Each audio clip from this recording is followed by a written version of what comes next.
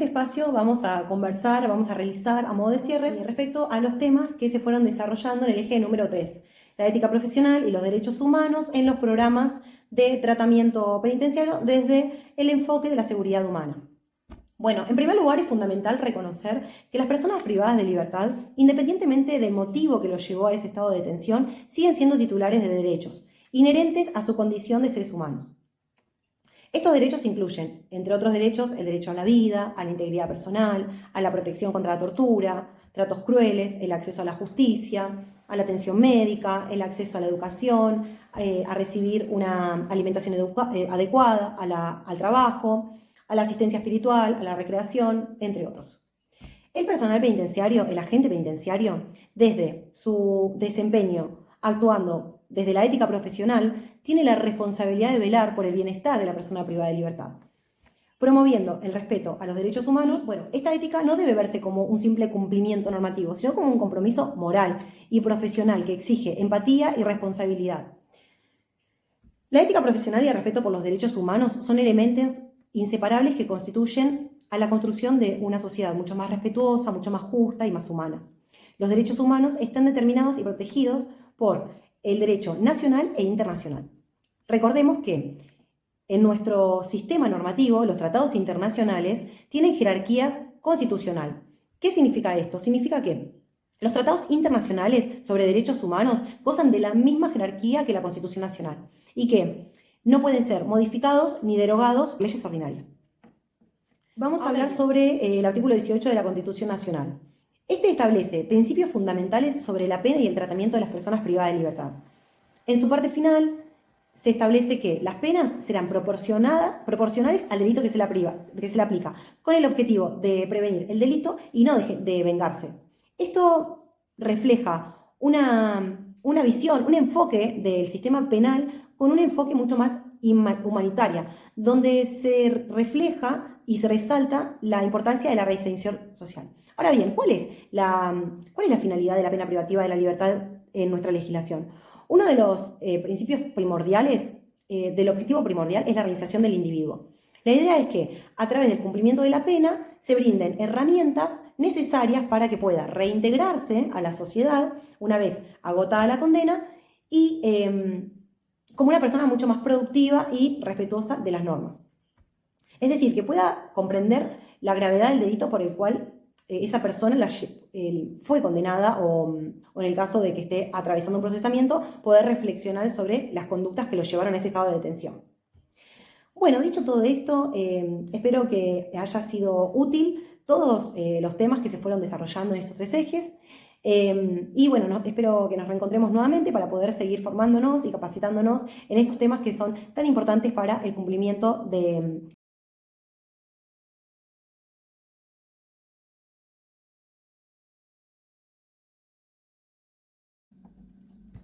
En este espacio los invito a conversar respecto a algunas consideraciones finales de los temas que fueron desarrollando en el eje número 2, titulado La ética profesional y los derechos humanos en las innovaciones relacionadas a la seguridad penitenciaria. Ahora bien, el desempeño ético del personal penitenciario es fundamental para garantizar el respeto a los derechos humanos de las personas privadas de libertad y mantener así la integridad del sistema de justicia. Un aspecto esencial en el desempeño es el desprecio por las torturas, los tratos inhumanos y degradantes. El personal penitenciario debe actuar siempre siguiendo los principios éticos que prioricen la dignidad humana. El desprecio por la tortura implica una postura firme contra cualquier forma de abuso.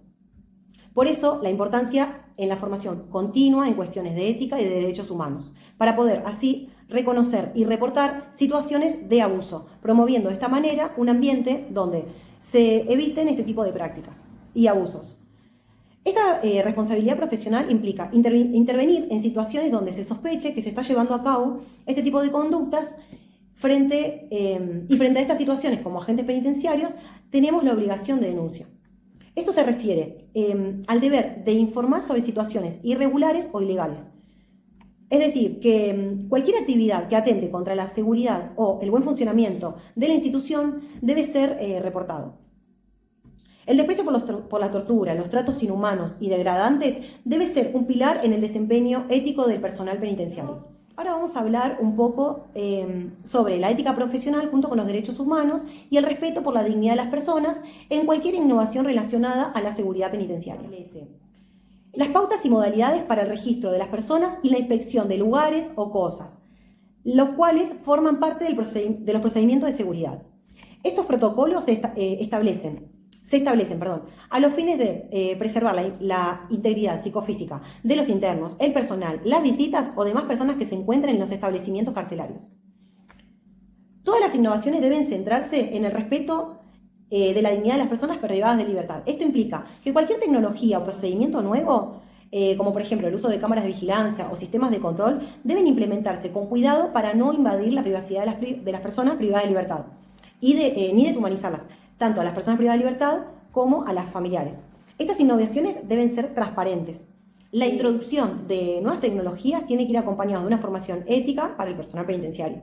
Y esto va a asegurar que comprendan los beneficios, los riesgos y las limitaciones de estas innovaciones.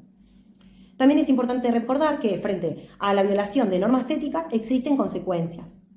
Ahora bien, vamos a remitirnos un poco a lo que establece el Código de Conducta de Funcionarios encargados de hacer cumplir la ley, para poder conversar un poco respecto al uso de las armas de fuego. El uso de la fuerza en el ámbito de la seguridad penitenciaria se rige por 3 principios. El principio de legalidad, de necesidad y el principio de proporcionalidad. El principio de legalidad establece que el uso de la fuerza debe ser respaldado por la ley. Esto significa que cualquier acción que se lleve a cabo debe estar en conformidad con las normativas y leyes vigentes. El principio de necesidad establece que la fuerza solo debe ser utilizada cuando sea absolutamente necesario, para poder prevenir un daño inminente o hacer cumplir la ley. Esto implica que antes de recurrir a la fuerza se deben agotar todas las alternativas menos coercitivas. Por ejemplo, acordar una negociación. Y por último, el principio de proporcionalidad, como bien dice la palabra, significa que la cantidad de fuerza utilizada debe ser proporcional a la amenaza que se enfrenta.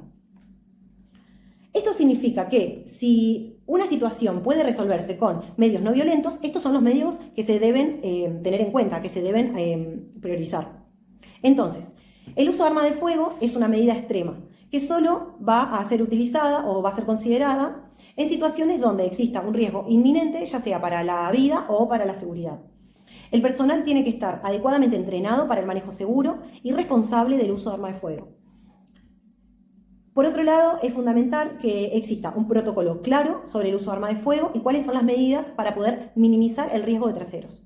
Dicho todo esto, a modo de conclusión, vamos a decir que es esencial, respecto a todo lo que fuimos desarrollando, es esencial que las innovaciones de las nuevas tecnologías y metodologías que se utilicen en el ámbito de la seguridad penitenciaria no comprometan los principios éticos ni los derechos fundamentales de las personas.